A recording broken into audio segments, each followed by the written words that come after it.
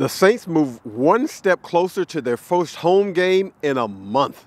Welcome to the afternoon wrap here on NewOrleansSaints.com.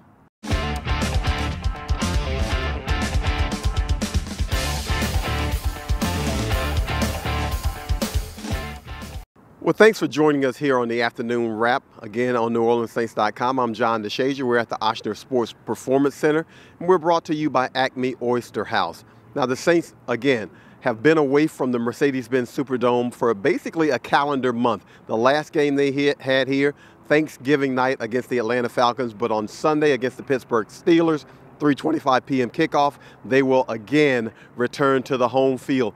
And if they're fortunate and they win the game, they won't have to leave this field for a playoff game throughout until they reach the Super Bowl in Atlanta. However, there remains work to be done, and the first thing to do is win the game, sew up the #1 seed, and the players and Coach Sean Payton understand just how important that is. It's the next step.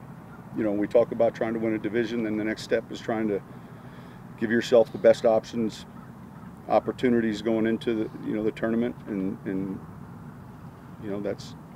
that's what we're playing for, and that's significant. And obviously, what Pittsburgh's playing for is significant. So that's why I think it'll be a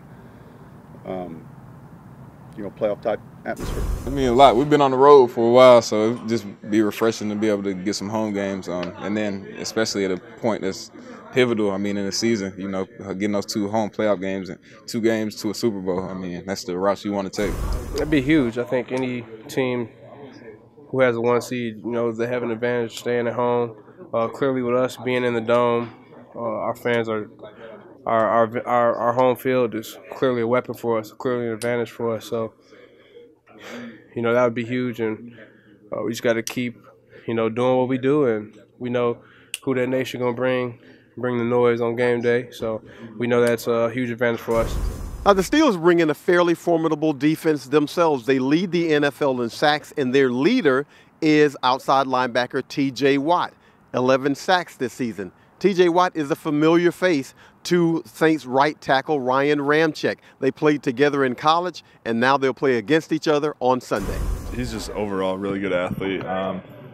He gets to the ball well. He gets speed, pressure off the edge, and he has really good finish on all his plays. He's a hustle type of guy, so it's going to be a good challenge this week. For a little bit more of a scouting report on the Steelers' offense, here are Marcus Davenport and Tyler Davidson. Honestly, I think, we already know that they're going to come. It's going to be a fight. They're really big, they're strong, they're fast, they got good feet, but, I think as a team, as a D-line, we can handle that, and we'll have to bring the fight to them.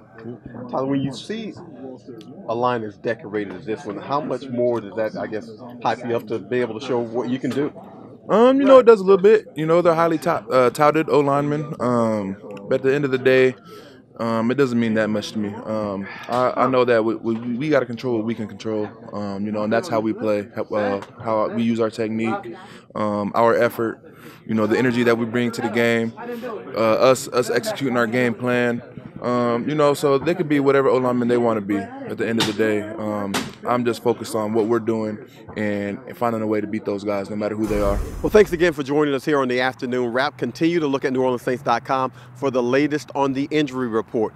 We do believe that maybe Teron Armstead will return for Sunday's game against the Steelers. Now, he's been working all week in practice. We know he worked the previous 2 weeks and he was unable to go, but this Sunday might be the one in which he goes. Jamon Bushrod, offensive tackle, did not practice today, so he probably will be out for Sunday's game, and that'll make it a little bit more important for either Teron Armstead to be able to go at left tackle, or maybe Andrews Pete bumps out from left guard to left tackle. But we'll see how that goes as the week progresses. Again, thanks for joining us here on the afternoon wrap.